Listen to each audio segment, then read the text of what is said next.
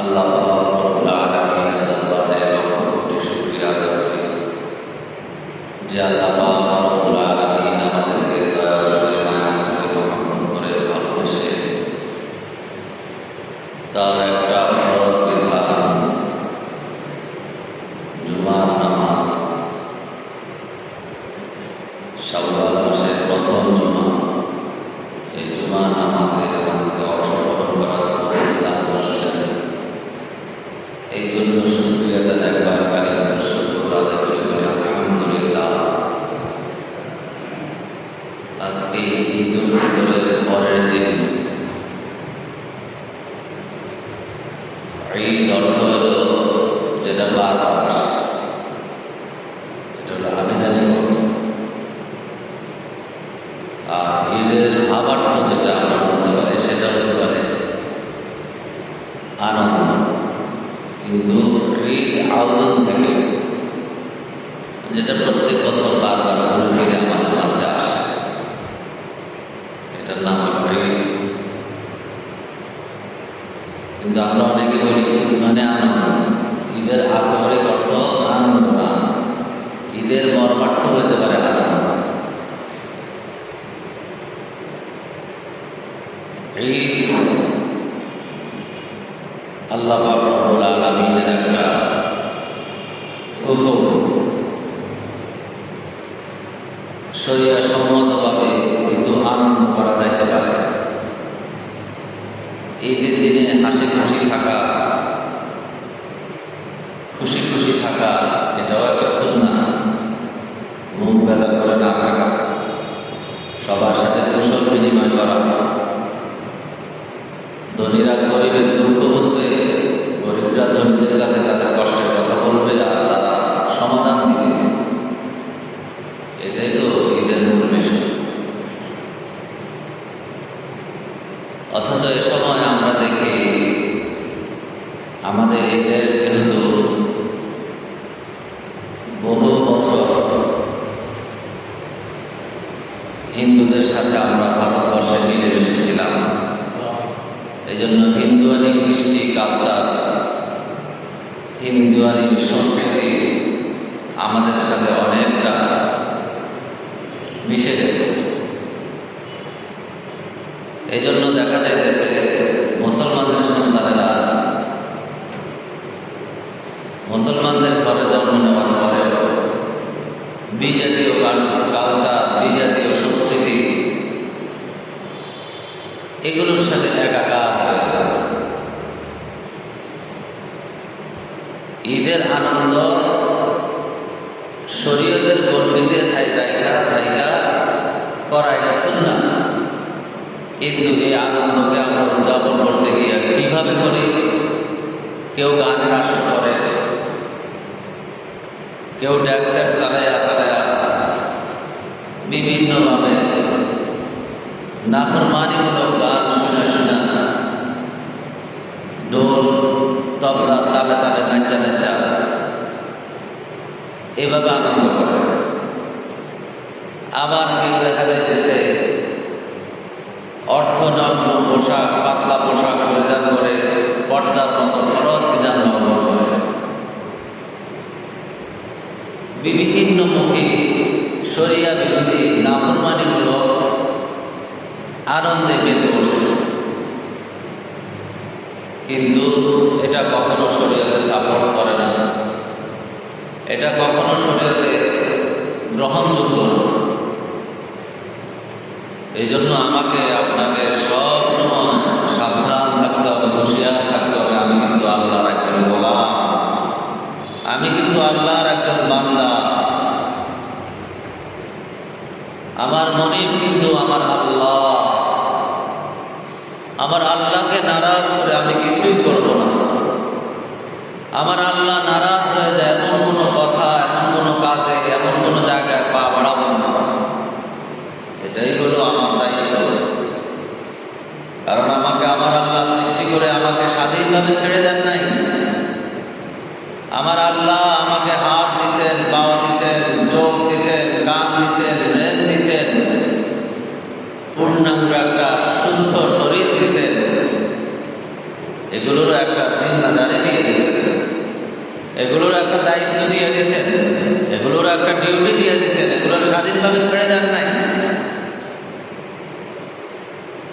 এই দায়িত্ব যদি আমরা আদায় না করি তাহলে আমাকে আপনাকে কিন্তু আল্লাহর কাছে জবাব দিতে হবে, আসামি কাঠ করে আমাকে আপনাকে দাঁড়াতে হবে।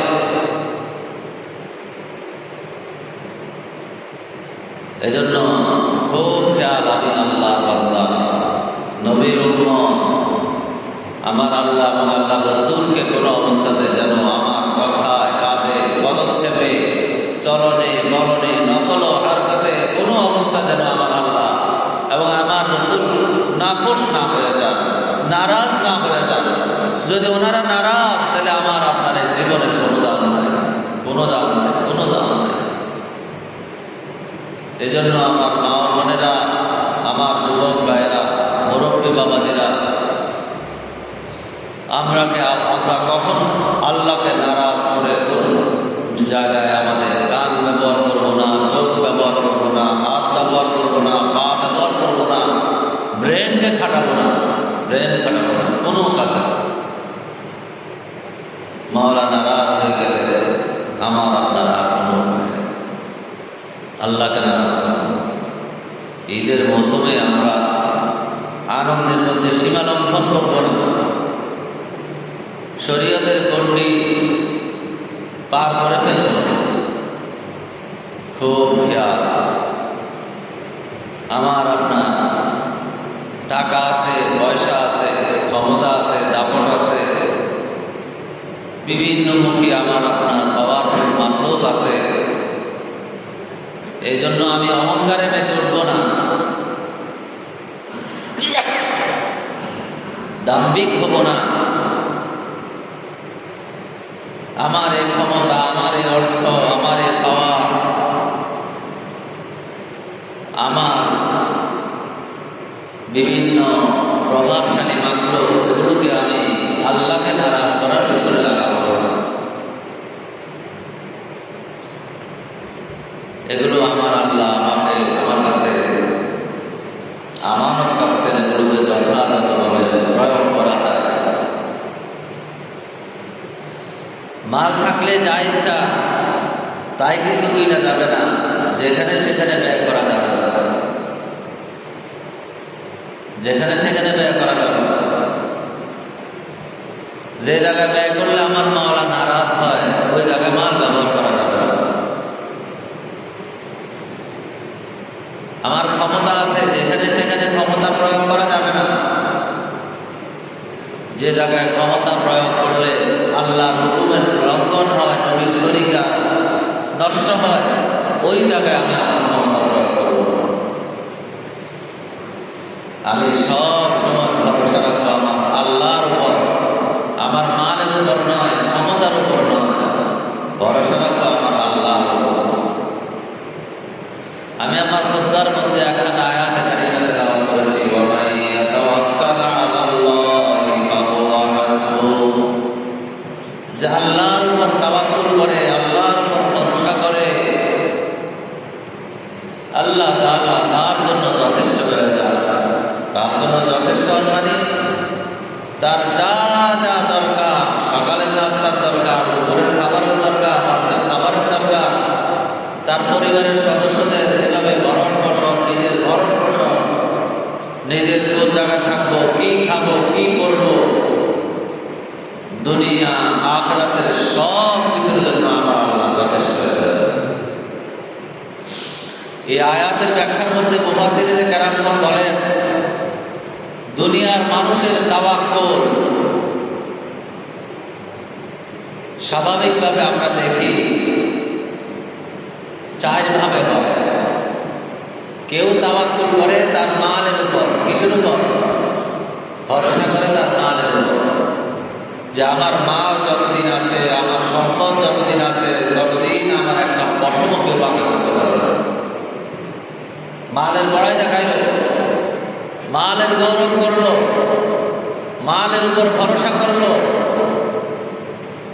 কিন্তু এই মাল, এই দুনিয়াদারি, এগুলো আমাকে কোনো অবস্থাতে আল্লাহর আযাব থেকে, জাহান্নাম থেকে বাঁচাইতে পারবে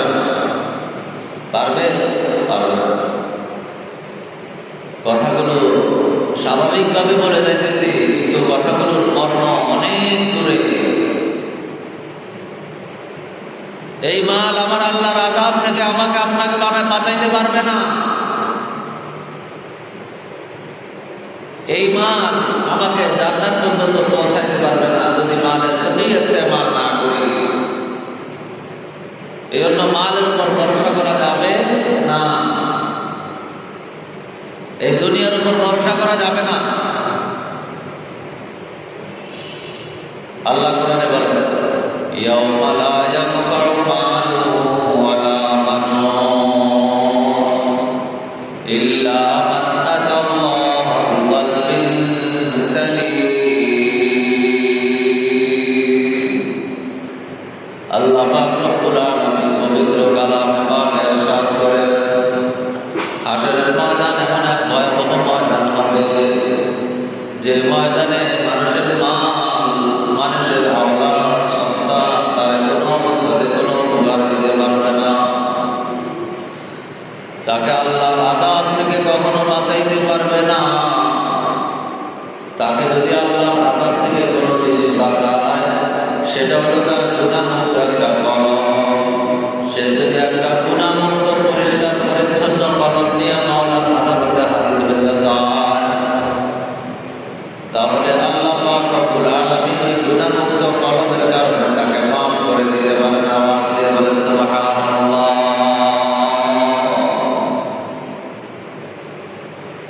এই জন্য আমার বন্ধুরা, বাবাজিরা, ঈদ আসলো। ঈদ উপলক্ষে আপনার সন্তানকে আপনি টাকা দিলেন, পয়সা দিলেন। এই সন্তান, এই টাকা দিয়ে আপনার সন্তান, আপনার নাতি, আপনার ভাতিজা, আপনার ছোট ভাই বাজার থেকে কিনে নিয়ে আসছে একটা মূর্তি কিনে নিয়ে আসছে, একটা পুতুল কিনে নিয়ে আসছে।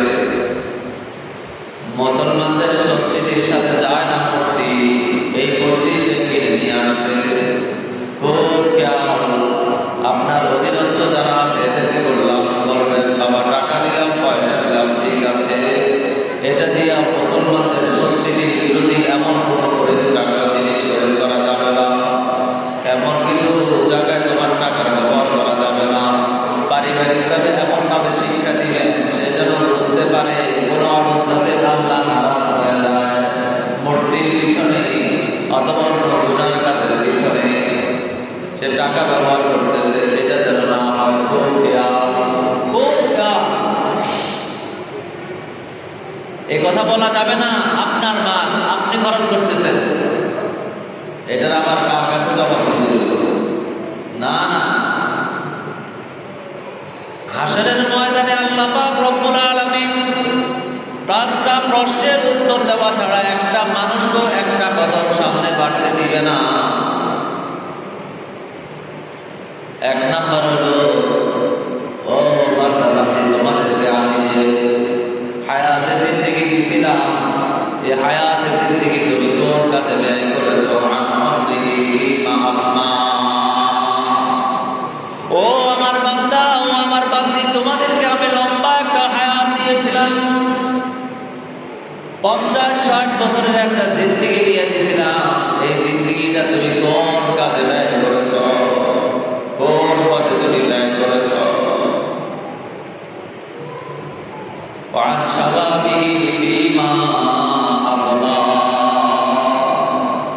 দুই নাম্বার হলো, যুবকদেরকে বলবে, মুরব্বীদেরকে বলবে, সমস্ত মানুষদেরকে বলবে, তোমাদের যাদের যৌবনকাল দুনিয়ার মধ্যে পাইছ, ওই তোমার যৌবনকালটাকে তুমি কোন পথে ব্যয় করেছ? কোন পথে ব্যয় করেছ?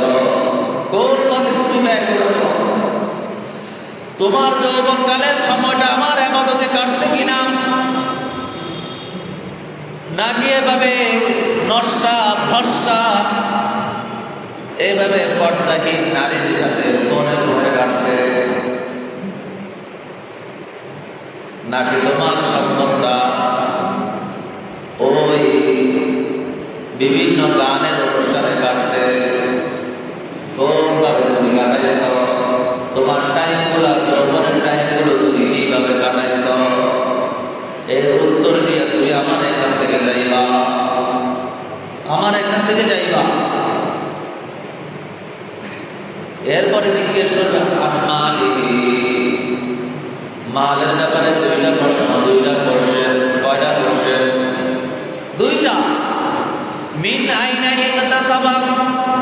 ও আমার বান্দা বান্দি, তুমি কোন লাইন দিয়ে এই মাল কামাইছো? তুমি যে সম্পদ কামাইছো, এই সম্পদ কামানোর সিস্টেম আর তরিকাটাকে হালাল ছিল কিনা? এই তরিকা, এই সিস্টেমটাকে হারাম ছিল কিনা? এই প্রশ্ন আমার আল্লাহ করবে। হারাম পথে যদি তুমি সম্পদ কামাও, এর জবাব এখন তোমাকে আমার আদালতে দিয়ে যাইতে হবে, নয়তো তোমার একটা কদমও তুমি সামনে বাড়তে পারবা না, একটা কদমও তুমি সামনে বাড়তে পারবা না। মিন আইনা ইকতাসাবা, তুমি কোন লাইনে মাল কামাইছো?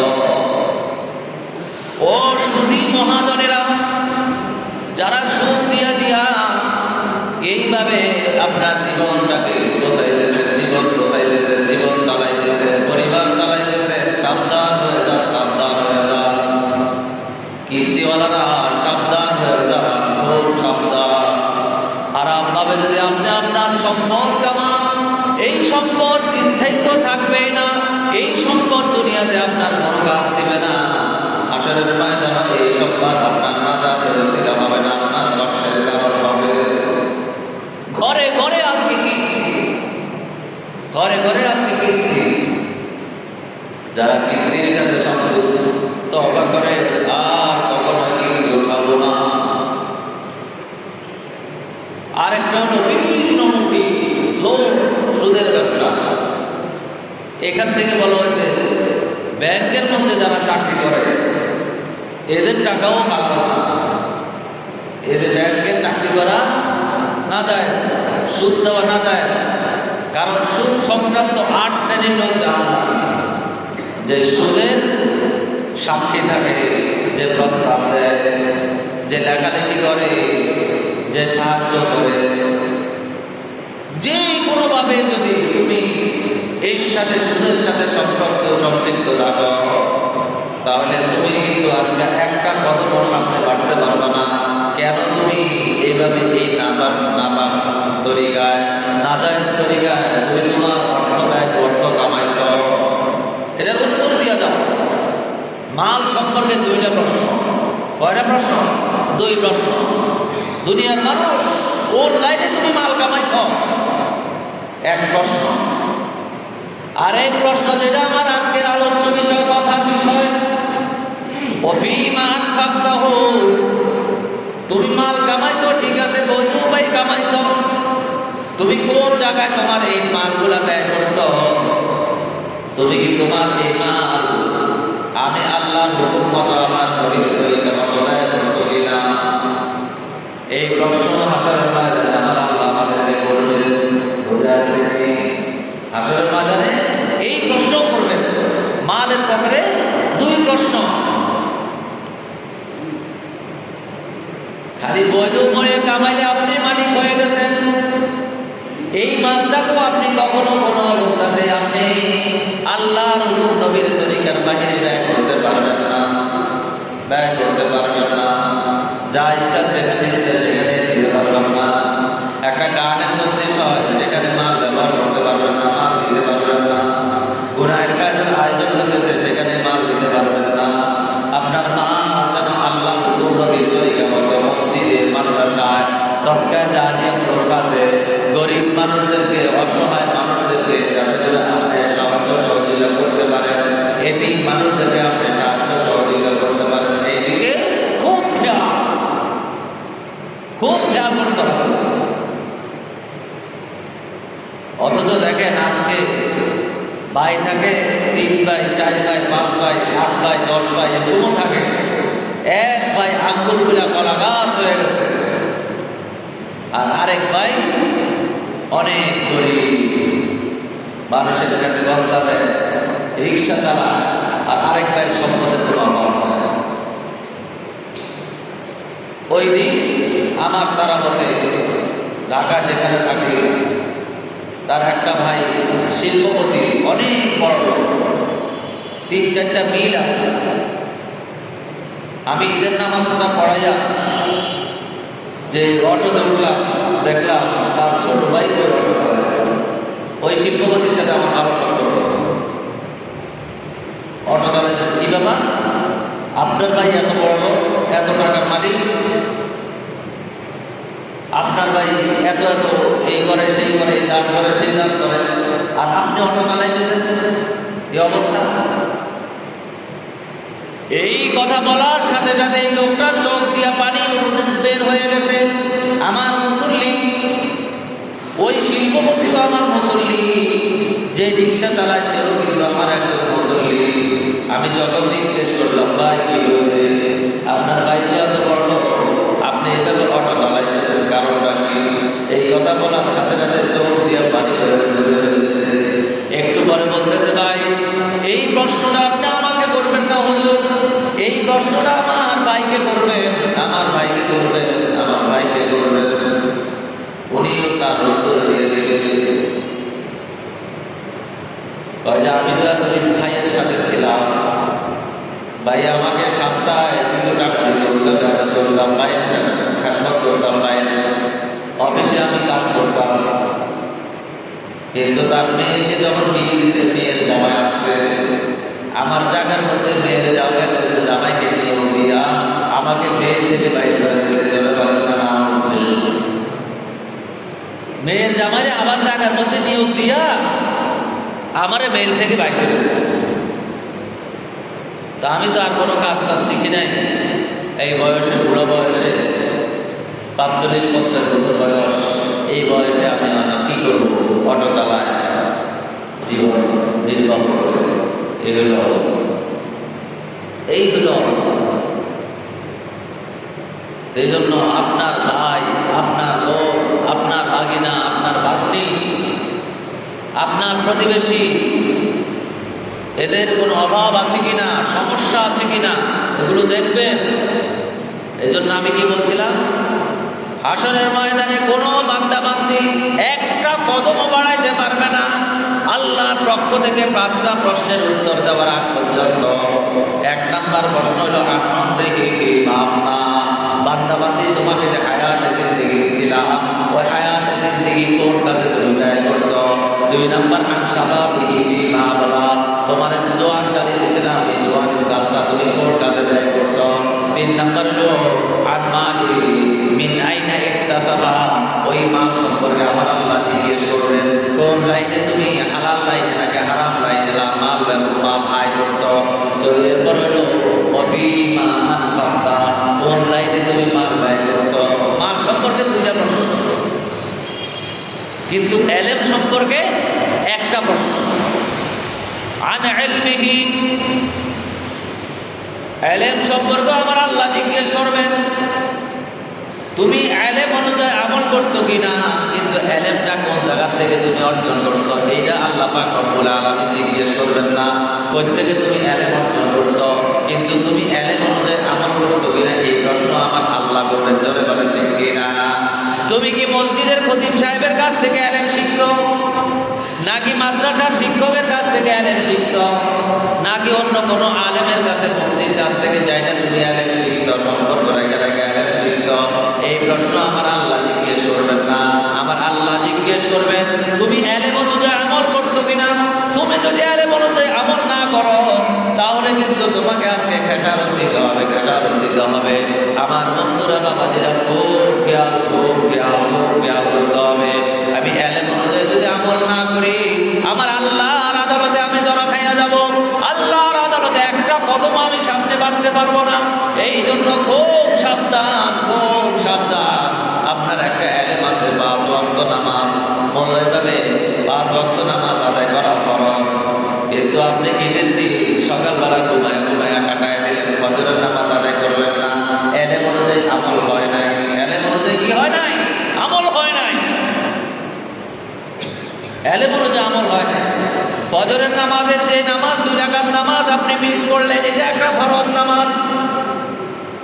ঈদের নামাজের যে 2 রাকাত আপনি আদায় করলেন, এই 2 রাকাত ছিল ওয়াজিব নামাজ।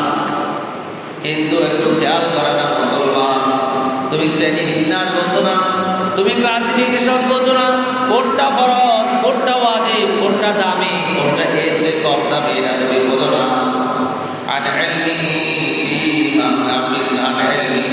তুমি এলেম সম্পর্কে আমার আল্লাহ জিজ্ঞেস করবেন, কোন জায়গা থেকে তুমি এলেম অর্জন করছো, এই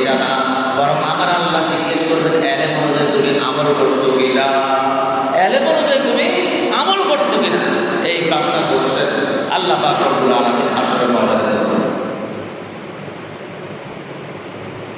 এর 3 নাম্বারটা যেটা বলতেছিলাম যে আয়াতের ব্যাখ্যা, আয়াত পড়ছিলাম মাইয়া তাওয়াক্কাল আলাল্লাহি ফাহুয়া হাসবুহ, যে আল্লাহর উপর তাওয়াক্কুল করে আল্লাহ তাআলা তার জন্য যথেষ্ট হয়ে যায়।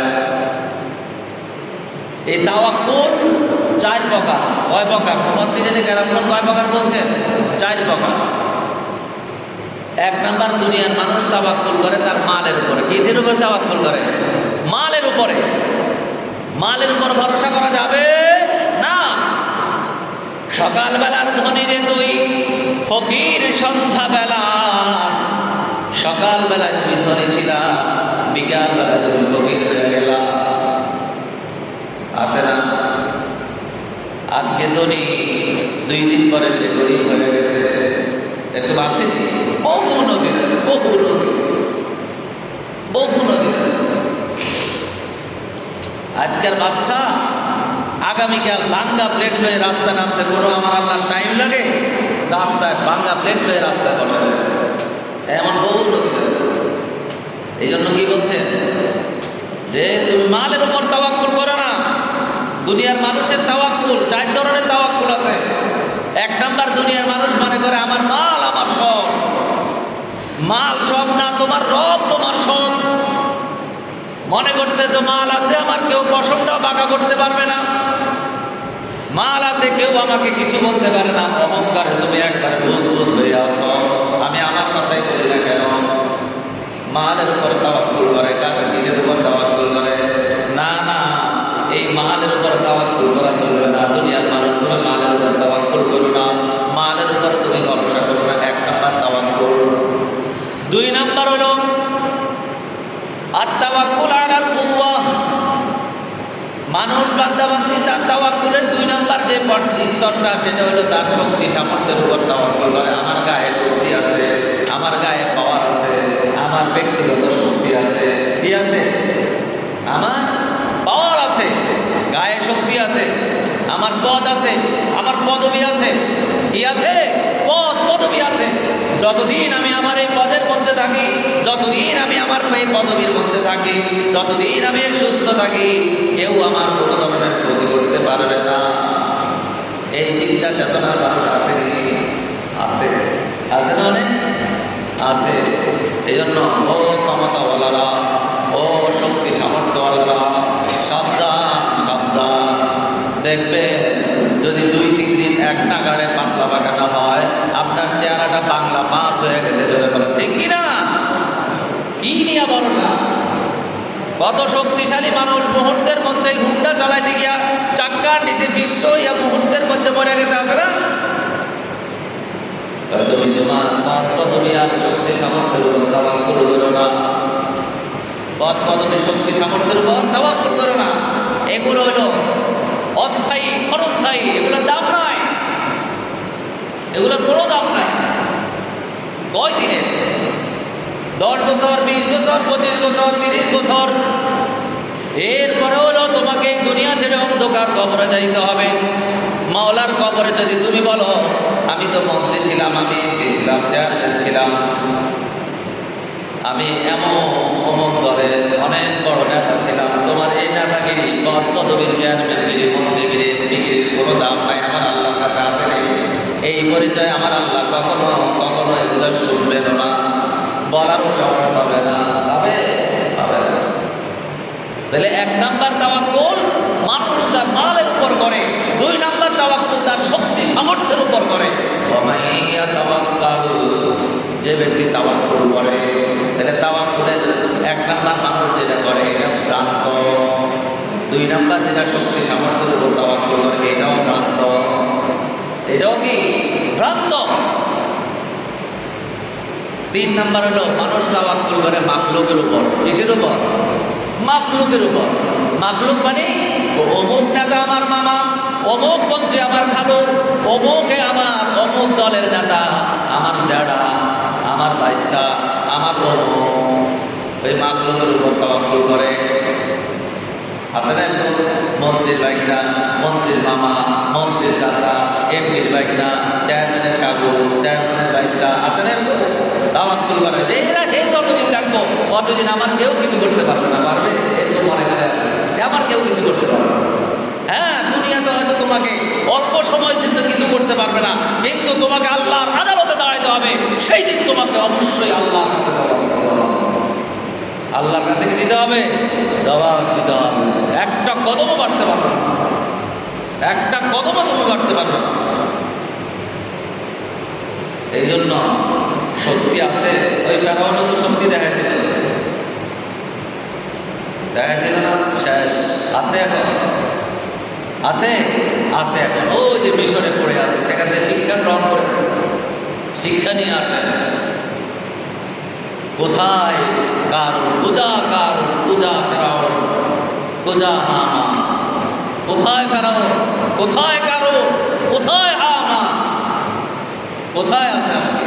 কত প্রতাপশালী লোক এই দুনিয়াতে আসছে, আজকে তাদের কবরে দুবলা চড়াই গেছে, গরু ছাগলে ঘাস খাইতেছে, অথচ তাদের চেহারার দিকে তাকাই কেউ কথা বলতে পারে না। এমন বড় বড় পাওয়ারফুল লোক এই দেশে আসছে না? আসছে, এই দুনিয়াতে আসছে, যাদের চেহারার দিকে তাকাই কেউ কথা বলতে পারে নাই, আজকে তাদের কবরে দুবলা উঠে গেছে। সেই দুবলা গরু ছাগলে গিয়া খাইতেছে, গরু ছাগল হাঁটতেছে। कैसे कैसे ताजदारा बादशाह चल गए, ओ खजाना मालकाना शान शौकत क्या हुई, कैसी कैसी खूबसूरत रानियां शाहजादियां, तन बदन सब कर गई है, शक्ल सूरत क्या हुई।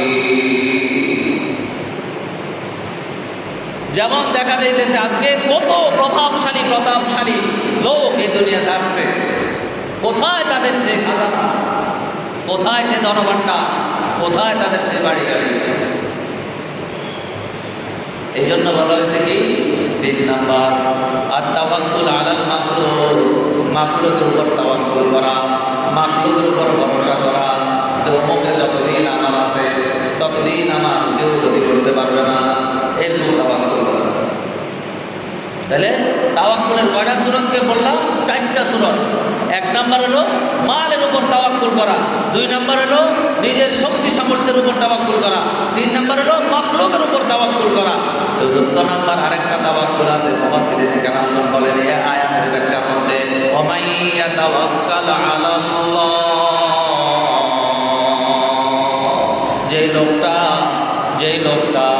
যে ব্যক্তিটা, যে মুরব্বীটা, যে যুবকটা, যে যুবতীটা, আল্লাহর যে বান্দাটা, আল্লাহর যে বান্দিটা আল্লাহর উপর তাওয়াক্কুল করে, মালের উপর তাওয়াক্কুল করে না, নিজের ব্যক্তি শক্তির উপর তাওয়াক্কুল করে না, যে লোকটা নিজের এইভাবে কোনো মাখলুকের উপর তাওয়াক্কুল করে না, 3 তাওয়াক্কুল বাদ দিয়া একমাত্র আল্লাহর উপর তাওয়াক্কুল করে, ওয়ামাই ইয়াতাওয়াক্কাল আলাল্লাহ, যে আল্লাহর উপর তাওয়াক্কুল করে, ফাহুয়া হাসবু, এই আল্লাহ তার জন্য যথেষ্ট হয়ে যায়, এই আল্লাহ তার সব সমস্যার সমাধান দিয়ে দেয়, এই আল্লাহ তার সমস্ত প্রয়োজন পূরণ করে দেয়, এই আল্লাহ তার দুনিয়াতেও কাজে আসে, মৃত্যুতেও তার কাজে আসে, মৃত্যুর পরেও তার কাজে আসবে, হাসরেও কাজে আসবে, মিজানেও কাজে আসবে, পুলসিরাতেও কাজে আসবে, আল্লাহর জান্নাতে পৌঁছা পর্যন্ত আমার আল্লাহ তার জন্য কাজে আসবে। জোরে বলেন না সুবহানাল্লাহ। তাহলে এই আয়াতের ব্যাখ্যা করতে মুফাসসিরিন কেরাম কয় ধরনের তাওয়াক্কুলের কথা বলছে? 4 ধরনের তাওয়াক্কুল। তো প্রথম 3টা বাতিল। প্রথম 3টা কি? বাতিল। প্রথম 3টা বাতিল। মালের উপর তাওয়াক্কুল চলবে না। আমি আমার বক্তৃতার শুরুতেই আজকে বলছিলাম, অনেকেই ছিলেন না, আবার বলতেছি টাকা দিতেন আপনার ঈদ সালামি না দিলে বাচ্চাদের ছোট বাইরে মেয়ে বাজার থেকে কিনে নিয়ে আসলো পুতুল, বাজার থেকে কিনে নিয়ে আসলো মূর্তি, বাজার থেকে নিয়ে আসলো গুনার উপকরণ। আল্লাহর কাছে জবাব দিতে হবে, আল্লাহর কাছে জবাব দিতে হবে। বুঝতে পারছে? বলেন না যে আমার পকেটের টাকা দিয়ে মাল কিনছি, আবার কার কাছে জবাব দিতে হবে? না না, চলবে না রে বন্ধু, এটা চলবে না। এই যুক্তির পিছনে চলা যাবে না, চলা যাবে না। এই যে 14 আসতেছে, আবার 1 বৈশাখ আসতেছে, এই 1 বৈশাখের এই নাচানাচি কুদাকুদি ইসলাম এগুলোকে সমর্থন করে? আদৌ সমর্থন করে না। এই নাচানাচি কুদাকুদি, এই গাওয়াগাই, গান গাওয়াগাই, ঠিক ঠিক মুসলমান ঘরে জন্ম নেওয়া, মুসলমানদের ঘরে জন্ম নেওয়া হিন্দুয়ানি সংস্কৃতি, বিজাতীয় সংস্কৃতি গ্রহণ করেছে।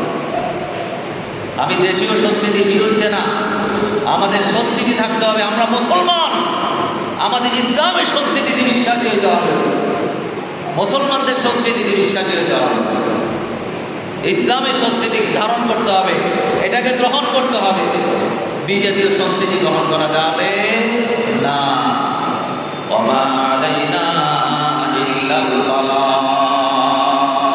আমার আপনার দায়িত্ব হলো আপনাদের কাছে পৌঁছে দেওয়া। সমস্ত বক্তারা ওয়াজ শেষে কি বলে?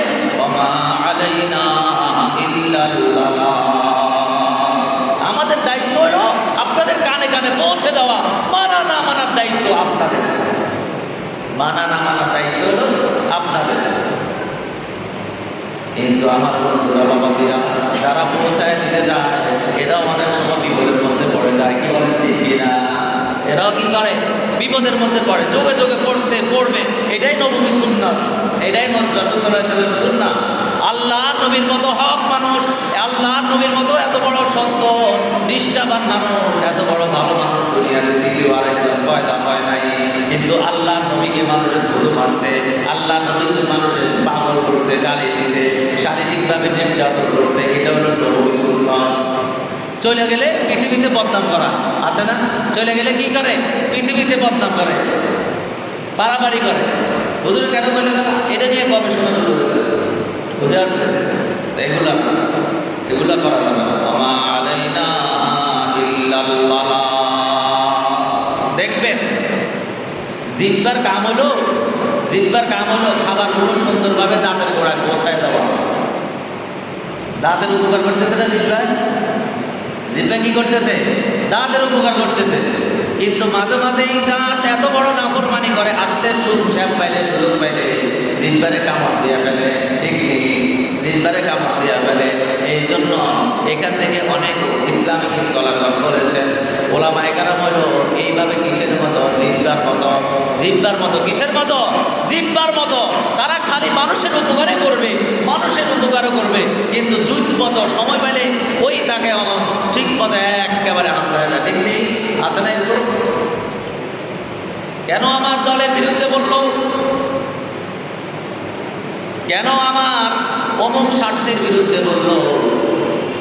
কেন আমার অমুক কাজের বিরুদ্ধে বললো? নিজের কাজটা যদি অসঠিক হয়, শরিয়া সম্মত না হয়, এটা বলে দিছে, আপনার উপর উপকার করছে। আপনার উপর কি করছে? উপকার করছে। আমল সংশোধন করেন, তুই তো ঠিক হয়ে যায়। বুঝে আসছে? এই জন্যই খুব খেয়াল। জিহ্বার ভূমিকা হলো ওলামায়ে কেরাম। ওলামায়ে কেরাম কিসের ভূমিকা? জিহ্বার। মুফতি দেলোয়ার সাহেব আকবর কমপ্লেক্সের একটা সুন্দর দলিল দেন, দামাত বারাকাতুহুল আলিয়া। শেষ করে দিচ্ছে ঘটনাটা বলে। ওই যে বড়শি ফেলায় না ছোট ছোট বাচ্চারা, পুকুরে, নদীতে, বিভিন্ন জায়গায় বড়শি ফেলায়। বড়শির মাথার মধ্যে কিছু আদার দেয় বাচ্চারা। কি দেয়? আদার দেয়। এই আদারগুলো যে মাছে খায়, এই মাছের টান দিলে তার গলার মধ্যে বাঁধলে আস্তে করে ওই মাছটা বড়শির মধ্যে উঠে উপরে চলে আসে। এরপরে এটা কাটে, তারপরে এটা খায়। এখন কি করছে? ওই নদীর, ওই পুকুরের বড় বড় মাছগুলো তাকে সতর্ক করতেছে, ও সাবধান। ওই বড়শির আগার মধ্যে যে একটা আদার দেখা যাইতেছে, যে একটা মাছ দেখা যাইতেছে, সবজির একটা দান আসতেছে, এটার মধ্যে কামড় দিস না, এটা খাইস না। এটা যদি খাইতে যা তাহলে এটার ভিতরে একটা একটু লোহার তার কাটা আছে, সে আস্তে করে টান দিবে। টান দেওয়ার পরে তোর গলার মধ্যে বাঁধবে, তোর উপরে নেওয়া যাবে।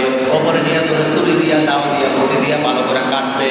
কাটটা তোর প্যানের সব কিছু বাইট করবে, তোরে দোয়া পানি করে সুন্দরভাবে তোরে লবণ, মরিচ, হলুদ ইত্যাদি দিয়া তোরে পাকাইব। এরপরে তোরে তারা খাইয়া ফেলবো, তোর ক্ষতি হবে। ওই বড় মাছটার এই কথাগুলো সে শোনে নাই, না শুনে কি করলো? আস্তে করে সে বড়শির মধ্যে কামড় দিল, বড়শির আধারের মধ্যে কামড় দিল। এখন তো উপরের যে লোকটা আছে, বড়শিটা টান দিল। টান দেওয়ার সাথে সাথেই তার গলার মধ্যে বড়শিটা বাজতে গেল। বড়শিটা বাজার পরে এখন সাথে সাথে তাকে উপরে নিয়ে আসি যেই ঘটনার কথা আগের বড় মাছটা বলে দিয়েছে ওইটাই তার সাথে করতেছে, ওইটাই তার সাথে করতেছে, ওইটাই তার সাথে করতেছে। এখন সে আফসোস করে, এখন সে আফসোস করে, আরে কেন আমি ওই হুজুরের কথাটা শুনলাম না, কেন আমি ওই মুরব্বী বড় মাছটার কথা শুনলাম না, কেন আমি ওই এলাকার বড় হুজুরের কথাটা শুনলাম না, ইমাম সাহেবের কথাটা শুনলাম না। ঠিকই তো আমার উপরে বিপদ চলে আসছে, আরে এখন তো আমার কোনো উপায় নাই।